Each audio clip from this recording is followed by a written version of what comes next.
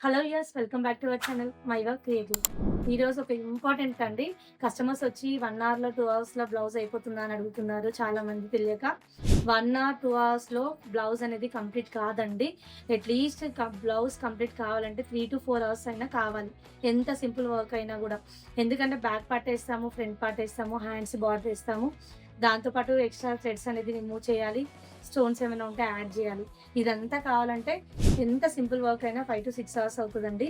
So, ఇది మర్చిపోవద్దు.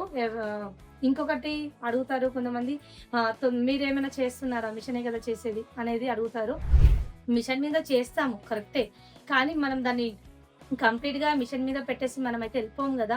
అంటే మనం దాన్ని ఆహ్, మా మానిటర్ చేస్తుంటాం. అంటే చూస్తుంటాం వర్క్ కింది థ్రెడ్ పైకొస్తుందా? లేదంటే పైన థ్రెడ్ కుచ్చు కుచ్చు పడుతుందా? నీట్‌గానే వస్తుందా వర్కు? ఎక్కడైనా డిస్టర్బెన్స్ వస్తుందా?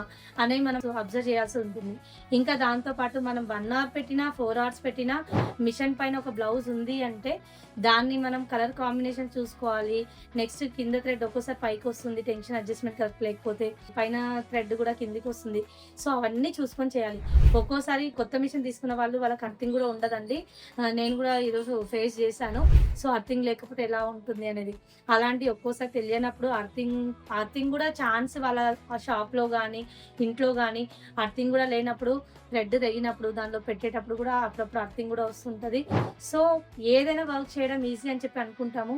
అది అనుకున్నంత ఈజీ కాదండి. దానిలోకి దిగి చేసుకొని చూసుకుంటేనే తెలుస్తుంది. అందరూ కంప్యూటర్ వర్క్ చేసుకోవడం ఈజీ ఉంది, చేయొచ్చు అని అనుకుంటే మాత్రం అదంత ఈజీ కాదు. ఎందుకంటే ఇది అందరికీ తెలియాలి ఈ విషయం.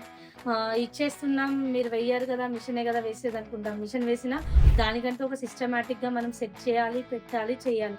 సో, దేనెనక ఉన్న హార్డ్ వర్క్ దాని వెనుక ఉంటుందండి.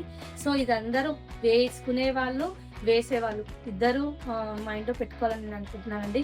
ఇదండి ఈరోజు నేను చెప్పాలనుకున్న ఈ ఇన్ఫర్మేషన్ మీకోసము.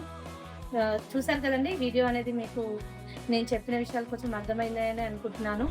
సో, వీడియో గనుక నచ్చినట్టయితే లైక్ చేయండి, షేర్ చేయండి, సబ్స్క్రైబ్ చేసుకోవడం మర్చిపోకండి. Thank you.